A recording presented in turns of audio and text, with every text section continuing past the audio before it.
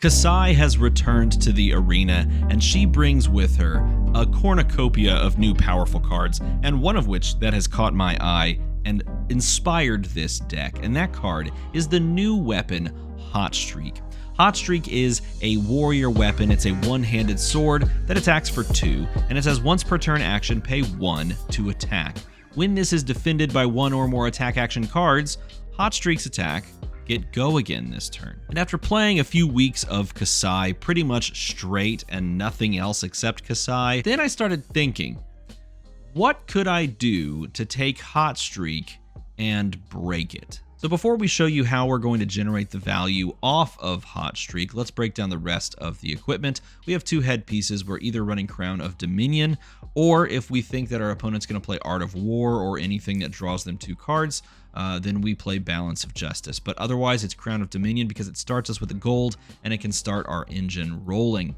We have 1 Centauri Saber, 1 Hot Streak, like we've mentioned. Grains of Bloodspill is an interesting inclusion because in this deck, we're not necessarily leaning as heavily into holding cards in hand and pitching into the Vigor creation as you would in perhaps other decks, like things with Blade Runner as the primary source of go again.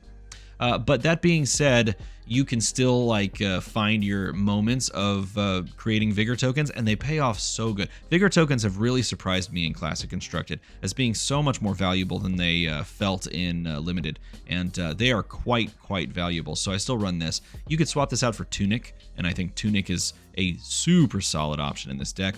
And then finally, we've got Braveforge Bracers because it's a block 3 Battle Worn, and you can still use the effect at the end of the game, or Valiant Dynamo, and Valiant Dynamo, I should say, because it's basically Kassai's specialization at this point, which is kind of hilarious when you think about it. But that's like her thing. Valiant Dynamo resets almost literally every single turn, which makes it really good for playing an aggressive and still blocky version of the deck. Now, how do we get value off of Hot Streak? Well, the goal here and the thought process, the theory, is that our opponent has to respect one of our sword swings, either the first or the second sword swing, or if we're activating Kassai, they either have to give us the gold token off of an on hit of one of our swords or block everything. If those are the 2 options, that they either have to give us the token or block everything for activating Kassai, then why not stock up Hot Streak? Why not just burn Hot Streak right up, put a ton of damage on the front end, swing Hot Streak, and then ask them to decide. Do they want to give us cards from hand? And most likely in this meta, those will be attack action cards, giving this card go again.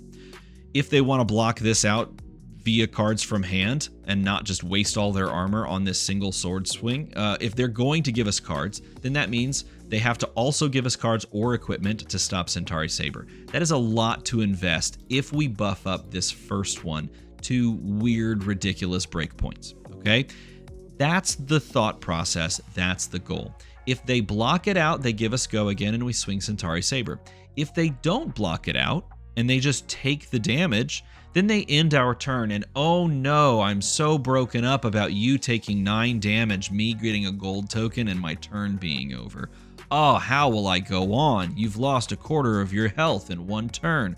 I'm shocked, sad, appalled, so on and so forth. That's the point and the theory of the deck, and I thought it would be a meme, and yet it's actually kind of starting to do work into aggressive decks, which is weird to say because aggressive decks like Fi, which I've won into multiple times now, you wouldn't think they would block this very much, and they don't. It's kind of funny that doesn't actually end up mattering. But against other heroes like KO, which does sometimes block for some reason, and I just played against a Levia that blocks and occasionally gives you cards.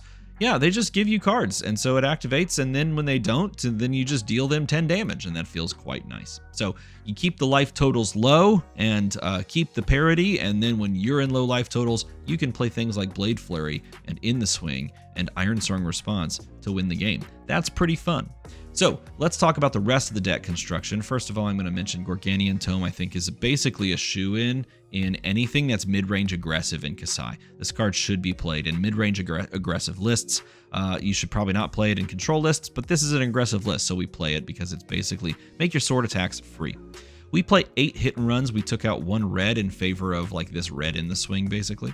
But we play 8 hit and runs because this is a 0 cost source of go again. And if we want to play on a very red heavy or a yellow heavy hand, we want to play off of pitching to pay for Centauri and Hot Streak. We don't necessarily want to pay for Blade Runner, even though we have 13 blues. We don't necessarily want to lean that heavily into it. We could cut these, and if you want to, at home, cut these and put Blade Runners in their place. I'm already running the blue. That's fine. You can do that. Take this out and do that. But I like the idea of this being able to be played in between the first and the second sword swing for an extra bit of buff, which is kind of what Blade Runner does, but this one is free, which is cool. Free is good.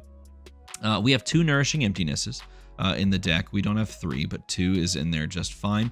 And then this is, in addition to like the theory of let's put damage on Hot Streak and push damage that way, this is also a copper heavy deck.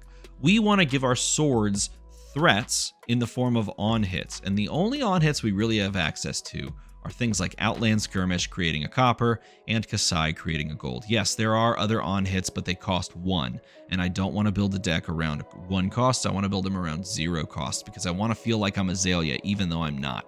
Okay, that's the point. That's why we're here. We want to feel like we could play 0 costs that do things. So we're building into this copper generation via those 9 cards and Spoils of War. And in doing so, we can create copper pretty consistently because we're putting a ton of weird breakpoints onto a Hot Streak card. And then we're going to get hits with that. It's really annoying to try and block out a turn with a Red Outland Skirmish, a Spoils of War, making this attack for 7, and then swinging Centauri Saber for 2 or even 4, right? Like, it's a very awkward turn to try and deal with.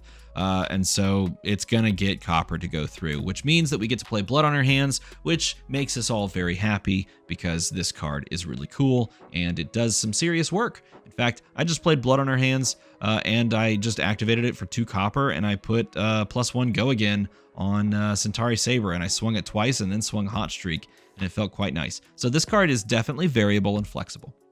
The other payoff for both the copper generation and the gold generation is being able to play cash in, and this card draws us our other buffs. It draws us our other means of pushing extra damage on any given turn, and it is very good in aggressive lists. And yes, you play this the moment you've created a gold and you find this, you play this.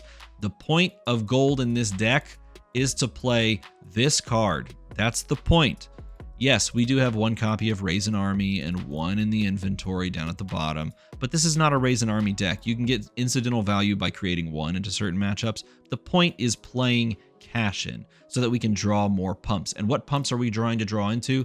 We are straight up playing Sharpened Steel reds and yellows, and you're like, why in the world would you ever play such a terrible card, right?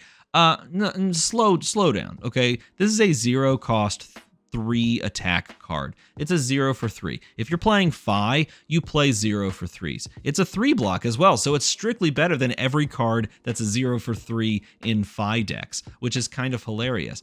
This is essentially your warrior version of like Lace with Blood Rot, except there's no on hit. This is more like Read the Glide Path, right? This is the 0 cost that makes your sword that much more threatening. It's putting more damage on the stack, and do not just like push this off. Do not underwrite this, because this is also filling your graveyard, and you need reds and yellows as quickly as possible to get Kassai online so that you can start using her effect and threatening the gold creation, so that you can then play cash in the moment you draw it, and then draw more of these buffs and draw more cash ins and play more things that generate copper, and then kill your opponent with blood on their hands, or on your hands. Well, their blood would be on your hands. That's how it works. Slice and Dice the same way, by the way. And if you're worried, oh man, I don't know if there's enough go again in this deck. How am I ever going to swing a second time? Let's count. 2, 5, 8. We have 8 here. Go again sources 9, 10, 11. We're counting Take It on a Chin. 12, 13, 14, 15, 16, 17, 18, 19, 20, 21? Is it 21 with Precision Press? Did I count that right? 7, 10, 13, 13 plus 8 is 21. Yeah, I mean, here's the thing. 24 is like the number that most people, including myself and more traditional lists, are running. 21 is not that much less, especially when it's built into the deck. So there's an argument that you could actually cut some amount of go again and try to push more attack reactions, I might argue that you might not be too far off. Maybe we cut some of this in favor of in the swing and more in the swings and Iron Song responses. Leave a comment down below if we should just make that cut right now. I'm just saying, it seems pretty convincing to me. But Spoils of War is fantastic for the 1 cost and the just pushing the extra damage and go again, guaranteed. Take it on the chin, one of the best cards in the deck. One of the best cards in Warrior right now. You can play this in every version of Kassai, period, end of story, and just about every Warrior, period, end of story, because it gives you the agility token. It's an instant speed block. It can, find those squeaky lines, and as long as it does preventing any amount of that 2 damage, you create an agility token. Card's good. Blood on Your Hands, card's good. Card's good. Iron Song Determination. This is like the weird kind of maybe I cut this card because I put it in because Blood on Her Hands plus Iron Song Determination wins you the game, but you may not care that much about it, so you could perhaps cut this card and run another yellow in its place. Maybe some fun little attack reactions. I was running yellow in the swings at one point in a Kassai deck, so maybe that becomes the go-to. But it is what it is. And then finally, we've got Glint for the go again, and it's a 0 cost 3 block. And then we have Precision Press for the decks that want to use the armor to try and stonewall us. Like, for example, Levia has like effectively 12 armor, which is disgusting, and I hate it. And so Precision Press basically says, maybe you don't get to do that as easily? Yeah.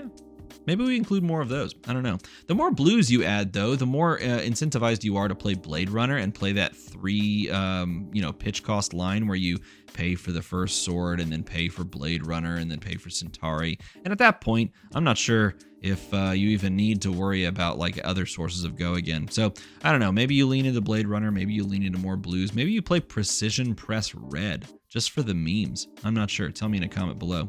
As for the inventory, we're looking at Agile Windup for poppers. It's flexible enough also to be used as an agility token generator. We've got Command and Conquer to pair with the 2 Nourishing Emptiness in the deck so that we have 5 poppers and then 8 poppers if we include Agile Windup. 2 more in the swings and 1 Iron Song response sitting in wait. I put more Iron Song responses in the deck and less in the swings in the deck, but you could really just kind of throw them all in there and just see what you like better. And 1 extra copy of Raise an Army against control decks. I will tell you right now, I played a version of Kassai for like last week that was all about like just creating Raise an Army Centauri Sellswords, and it does work against Guardians. It does absolute work. And then we're playing AB3. So that's the deck. That's the point of it all. The point is to jam down buffs, threaten big swords, take your life total down with your opponents, and then make it really uncomfortable because all of your cards block 3 in the end game. You have some decent armor, and then they don't like giving your stuff go again. So playing 2-card hands feels really easy, and then you win. Yeah, and then you win. So there you go, that's the deck. That is what I've been messing around with. It's a lot of Kassai. Look, I've been messing around with a lot of Kassai. I'm a big fan. Let me know what you think about this in a comment below. What changes would you make to this? Is there a world that we live in where this can just push massive amounts of damage, and or at least damage that's on parity with some other aggro heroes, and then just function in the late game to block a little bit better? Tell me what you think in a comment down below. I would love to hear your thoughts and opinions. As always, everybody, if you enjoy this type of content, make a number go slightly higher. When we hit 18,000 subscribers, we will celebrate with a box opening stream, and we'll open something expensive. As always, thanks for watching.